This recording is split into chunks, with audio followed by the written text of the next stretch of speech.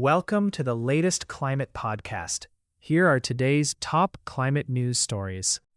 In New Delhi, climate activist Sonam Wangchuk remains optimistic, despite spending over 3 months in solitary confinement at a jail in Jodhpur. His wife Gitanjali Angmo shared that he is using this time to write a book titled Forever Positive, reflecting on his experiences. Although conditions are tough, Wangchuk maintains a positive outlook, practicing meditation and yoga, and even studying ant behavior for inspiration. Angmo praised the jail staff for their cooperation and mentioned that Wangchuk is content with the basic food provided. His resilience and hopeful spirit shine through, turning challenges into opportunities for personal growth.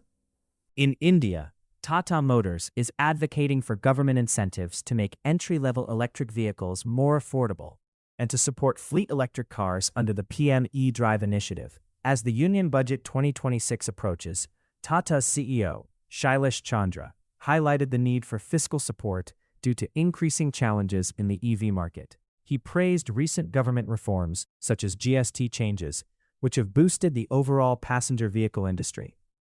Chandra emphasized that supporting fleet EVs could significantly reduce emissions and improve environmental outcomes, as these vehicles cover a large portion of passenger kilometers despite their small market share. China's rare earth product exports have decreased, totaling 6,745 tons in December, down from 6,958 tons in November. This decline comes amid rising tensions between China and Japan, which could lead to stricter shipment controls.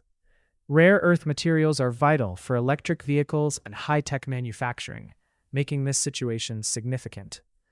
Although a trade truce between China and the United States was reached in October, focus has shifted to Japan after China announced potential restrictions on shipments. As these developments unfold, the global market is closely watching the implications for trade and technology. Uganda is set to electrify its transport sector, particularly focusing on motorcycle taxis known as Bodas, which are vital for urban transport. This shift to electric motorcycles promises to lower operating costs for drivers by about 45%, potentially increasing their monthly earnings by 33% by 2035. Additionally, the introduction of electric minibuses could create over 10,000 jobs. However, challenges remain, such as potential job losses in motorcycle repair and gender inequality, as women are underrepresented in the sector. Overall, with careful management, this transition could enhance incomes, create jobs, and support climate goals in Uganda. Ethiopia's coffee sector, a vital part of the economy, faces urgent challenges due to climate change and a lack of green financing.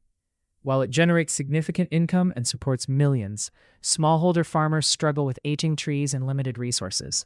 The demand for Ethiopian coffee remains strong, with exports earning over $1.4 billion annually. However, women, who perform most of the labor, earn less than half of the income.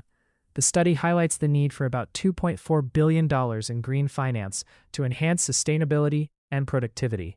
With proper investment, Ethiopia's coffee industry can thrive and become a model for climate resilience. Switzerland is set to host the 56th annual meeting of the World Economic Forum in Davos from January 19th to 23rd, 2026, where discussions on climate change will take center stage. The World Economic Forum emphasizes that to achieve global climate goals, investment in clean fuels must increase from $25 billion to nearly $100 billion annually by 2030. Roberto Bocca, head of Energy and Materials and the WEF, highlights the urgent need for this financial boost to support the energy transition. With around 400 political leaders and 850 business executives attending, the event promises to be a pivotal moment for addressing energy security and sustainability. Scientists have discovered that Mars plays a subtle but important role in shaping Earth's long-term climate cycles. Research published in the publications of the Astronomical Society of the Pacific shows that Mars influences Earth's orbital behavior through gravity and position, affecting the timing of climate patterns over millions of years. While Jupiter remains the dominant force in our solar system, Mars helps stabilize Earth's axial tilt, which is crucial for our seasons. This study suggests that a nearby Mars-like planet could help maintain climate stability on other worlds, highlighting the interconnectedness of planetary systems in relation to climate. The European Union and Mercosur have reached a historic trade agreement that promises to create one of the world's largest trade zones, benefiting both regions significantly. This deal will eliminate billions in tariffs, allowing European farmers and companies to thrive.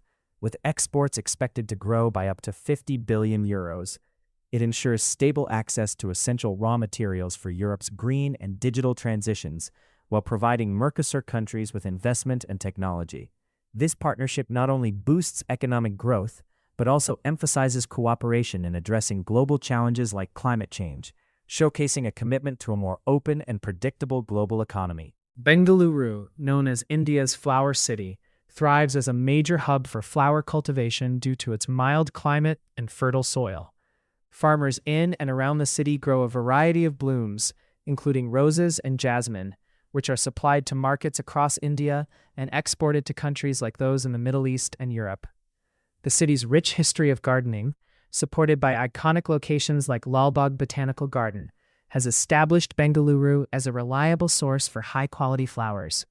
With fresh blooms available year-round, Bengaluru continues to spread beauty and fragrance far beyond its borders. Sunderland, in the United Kingdom, is taking exciting steps toward a greener future by installing electric vehicle EV chargers at 12 new locations, including parks, museums, and sports centers.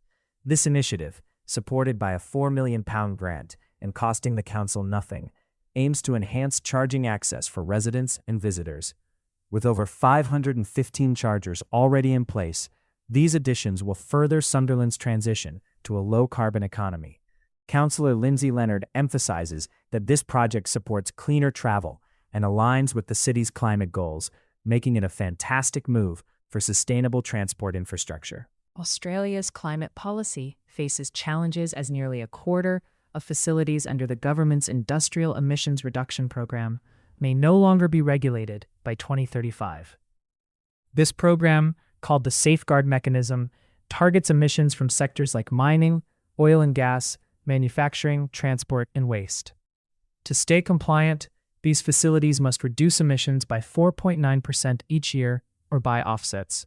Without significant changes to the policy's design, many big emitters could be left out, potentially impacting Australia's climate goals. It's a crucial time for the government to rethink its approach to ensure effective emissions reductions. Brazil, the world's top soybean producer, faces challenges in agriculture due to climate change. Despite a significant increase in soybean acreage, production is declining due to droughts and changing rainfall patterns. The recent climate conference in Belém highlighted concerns over deforestation and the Amazon soy moratorium's future. While soy expansion generates economic benefits, it causes environmental harm, including habitat destruction and soil erosion. The situation serves as a lesson for countries like India, emphasizing the need for sustainable farming practices that boost yields without harming ecosystems. Adapting agriculture is crucial for ensuring food security and environmental sustainability. In the Netherlands, the Tata Steel chess tournament in Uganda faced a delay due to a climate protest by Extinction Rebellion. Activists dumped 2,025 kilograms of coal outside the venue and chained themselves to the gates, demanding action against Tata Steel's emissions, which significantly contribute to local health issues. The tournament's start was postponed by an hour and a half, with Tata Steel's CEO acknowledging the situation. The protest aimed to raise awareness about climate change and the impact of emissions on communities, emphasizing the need for urgent action to protect the planet for future generations. Canadian Prime Minister Mark Carney's recent agreement with Chinese President Xi Jinping marks a significant shift in Canada's approach to electric vehicles. Canada will now allow 49,000 Chinese electric vehicles each year at a reduced tariff, promoting trade and collaboration. This deal is expected to foster new investments from China in Canada, leading to exciting joint ventures that will create manufacturing jobs and enhance Canada's electric vehicle supply chain. This positive development not only strengthens trade relations, but also supports the growth of clean technology in Canada, paving the way for a greener future. India's IIT Kharagpur recently launched the Impact Rise 2026 conclave, showcasing exciting initiatives for sustainability and technology. The event introduced the IIT KGP Impact Portfolio and the Impact Rise Venture Fund, along with the Pani Bani initiative.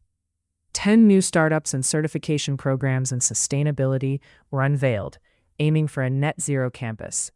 The Catch Them Young program will offer internships to 500 undergraduates, fostering future leaders. Additionally, ISRO's chairman highlighted plans to triple satellite assets and send humans to space, enhancing India's space capabilities. These efforts reflect a commitment to addressing pressing challenges through innovation and collaboration. For more climate news, make sure to download the Change Your Climate app from the Apple App Store or Google Play Store. Please note, these stories were AI generated from real news sources, which isn't always perfect. If you have any concerns or questions about the news contained in this podcast, please reach out to us. Thank you, and see you tomorrow.